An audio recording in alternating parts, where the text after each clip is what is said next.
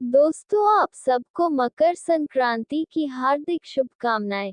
इस शुभ अवसर पर मकर संक्रांति के दिन सुने जाने वाली कथा में आज सुने पोपाबाई, धर्मराज, तुलसी माता और लपसी तपसी की कथा। किसी गांव में एक पोपाबाई रहती थी।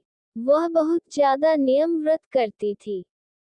एक दिन उसने भाई और भाभी से कहा कि मैं शादी नहीं करूंगी, इसलिए मेरी झोपड़ी गांव के बाहर बना दो और गांव के सभी लोगों से कह दो कि वह अपनी गाय और बछड़ों को मेरे यहाँ ही घास फूस चरने को भेज दें। जो बचा खुचा खाना है वो मुझे खाने को दे दे। एक दिन नगर का राजा शिकार खेलने जंगल में आया और गांव के बाहर जंगल के पास बनी झोपड़ी देखकर रुक गया।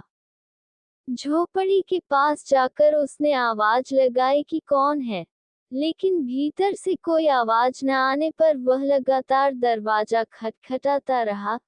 तब पोपाबाई उठी और कहने लगी कि कौन हो तुम, जो बार बार दरवाजा बजा रहे हो, क्यों आवाज लगा रहे हो। राजा ने कहा कि मैं यहाँ का राजा हूँ और तुम्हारे साथ विवाह करूंगा। पोपाबाई ने कहा कि जहाँ से आए हो वही चले जाओ। मैं किसी पराये आदमी का मुंह नहीं देखती हूँ। राजा ने पोपाबाई की एक नहीं सुनी और उसे जबरदस्ती उठाकर ले गया। तब पोपाबाई ने राजा को श्राप दिया कि उसका सारा राजपाट नष्ट हो जाएगा। महल में आने पर राजा की रानियों ने सारी बात सुनकर राजा से अनुरोध किया कि इसे वहीं वापस छोड़ आओ। राजा जब पोपाबाई को वापस झोपड़ी में छोड़ने जाने लगा तो रास्ते में पाप की नदी आई जिसमें वह डूब गया। पोपाबाई धर्मराज जी के यहाँ पहुंची और धर्मराज जी ने उन्हें स्वर्ग का राज दे दिया। एक बार एक सेठ और सेठानी मृत्यु लोक से स्वर्ग लोक आए तो उसके द्वार बंद देखकर वह धर्मराजी जी से द्वार खोलने का आग्रह करते हैं। धर्मराज जी कहते हैं इस द्वार पर पोपाबाई का राज है। इस पर सेठ सेठानी कहते हैं कि हम पोपाबाई को नहीं जानते हैं। धर्मराज जी उन दोनों की बात सुनकर कहते हैं कि तुम दोनों 7 दिन तक मृत्युलोक में रहो। 8 खोपरा से राय भरकर 5 कपड़े ऊपर रखकर कहानी सुनकर उद्यापन करना और कहना कि राज है पोपाबाई लेखा लेगी राय राय का। सारे बोलो पोपाबाई की जय।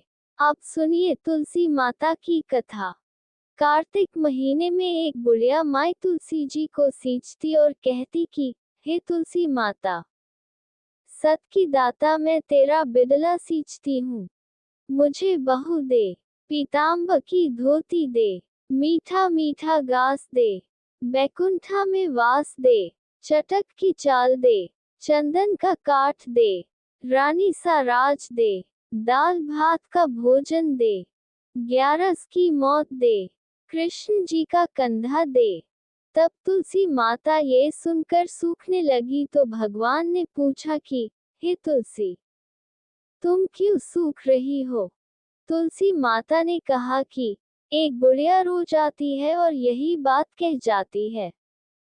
मैं सब बात तो पूरा कर दूंगी, लेकिन कृष्ण का कंधा कहाँ से लाऊंगी। तो भगवान बोले, जब वो मरेगी तो मैं अपने आप कंधा दे आऊंगा।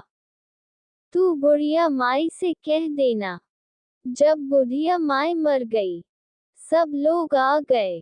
जब माई को ले जाने लगे तो वह किसी से न उठी। तब भगवान एक 12 बरस के बालक का रूप धारण करके आए। बालक ने कहा, मैं कान में एक बात कहूंगा तो बुढ़िया माई उठ जाएगी। बालक ने कान में कहा, बुढ़िया माई मन की निकाल ले, पीताम्बर की धोती ले, मीठा मीठा घास ले, बैकुंठा का वास ले, चटक की चाल ले, कृष्ण जी का कंधा ले। ये सुनकर बुढ़िया माई हल्की हो गई। भगवान ने कंधा दिया और बुढ़िया माई को मुक्ति मिल गई। तुलसी माता की जय। अब सुनिए धर्मराज की कथा। एक बुढ़िया माई थी। वह व्रत नियम बहुत रखती थी। एक दिन भगवान के घर से यमदूत लेने आए। बुढ़िया माई यमदूत के साथ चली गई। आगे गहरी नदी बह रही थी। बुढ़िया माई डूबने लगी। तब यमदूत ने पूछा, माई गाय दान की हुई है क्या? बुढ़िया माई ने मन में गाय माता का ध्यान किया तो गाय माता उपस्थित हो गई। गाय की पूंछ पकड़कर बुढ़िया माई ने नदी पार कर लिया। आगे गई तो काले कुत्ते खाने दौड़े। तब यमदूत ने पूछा, कुत्ते को रोटी दी है क्या? बुढ़िया माई ने मन में कुत्ते का ध्यान किया तो कुत्ते चले गए। आगे चली तो काले कौए बुढ़िया माई को चोंच मारने लगे। तब यमदूत ने कहा, ब्राह्मण की बेटी को सिर में तेल लगाने को दिया है या नहीं? बुढ़िया माई ने ब्राह्मण की बेटी को याद किया तो कौए ने चोंच मारना छोड़ दिया। आगे गई तो पैरों में कांटे चुभने लगे। यमदूत ने कहा, चप्पल दान किया है। बुढ़िया माई ने याद किया तो चप्पल पैरों में आ गई। आगे चली तो चित्रगुप्त जी ने यमदूतों से पूछा, आप किसको ले आए हो? यमदूतों ने कहा, बुढ़िया माई ने बहुत दान पुण्य किए हैं, लेकिन धर्मराज जी का कुछ नहीं किया, इसलिए आगे के द्वार बंद है।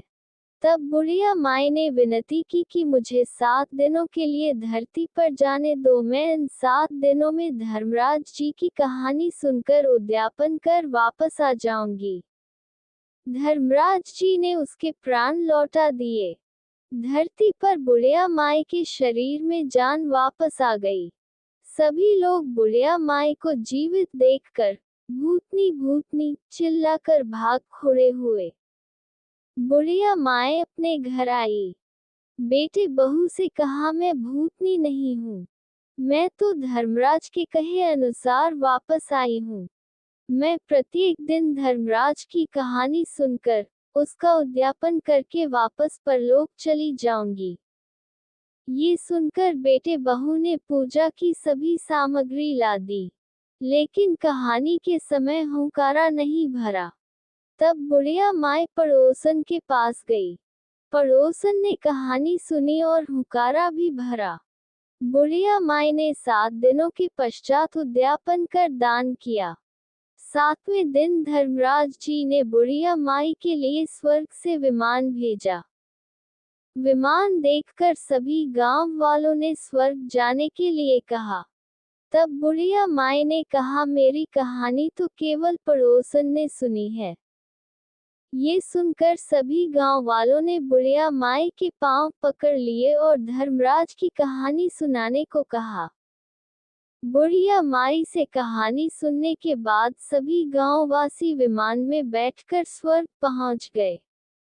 सभी गांववासी को देखकर धर्मराज ने कहा, मैंने तो केवल बुढ़िया माई के लिए विमान भेजा था। बुढ़िया माई ने कहा, मेरी कहानी इन सब ने सुनी है, इसलिए मेरा आधा पुण्य इनको दे दो और स्वर्ग में वास भी दो। तब धर्मराज जी ने सभी गांव वासियों को स्वर्ग में वास दे दिया।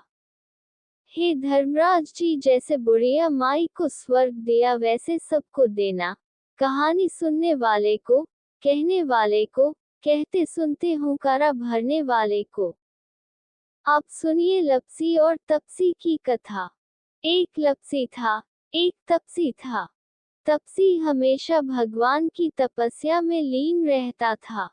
लपसी रोजाना 1.25 सेर की लापसी बनाकर भगवान का भोग लगाकर जीम लेता था।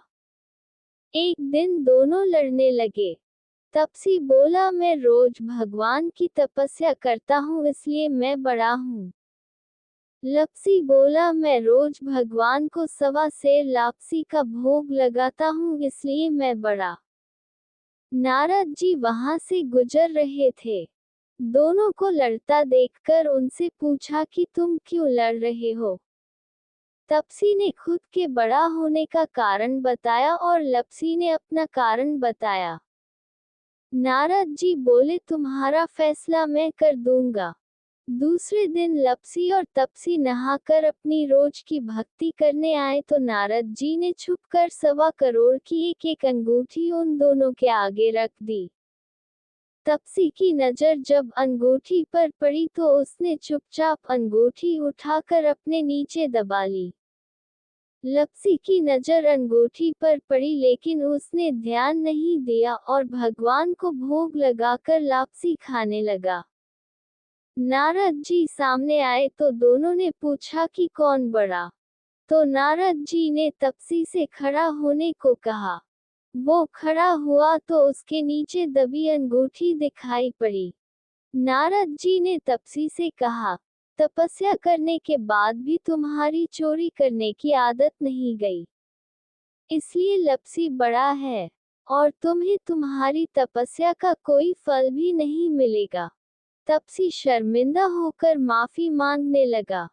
उसने नारद जी से पूछा, मुझे मेरी तपस्या का फल कैसे मिलेगा? नारद जी ने कहा, यदि कोई गाय और कुत्ते की रोटी नहीं बनाएगा तो फल तुझे मिलेगा।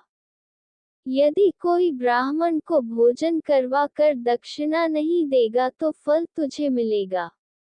यदि कोई दिए से दिया जलाएगा तो फल तुझे मिलेगा। यदि कोई सारी कहानी सुने लेकिन तुम्हारी कहानी नहीं सुने तो फल तुझे मिलेगा। उसी दिन से हर व्रत कथा कहानी के साथ लपसी तपसी की कहानी भी सुनी और कही जाती है।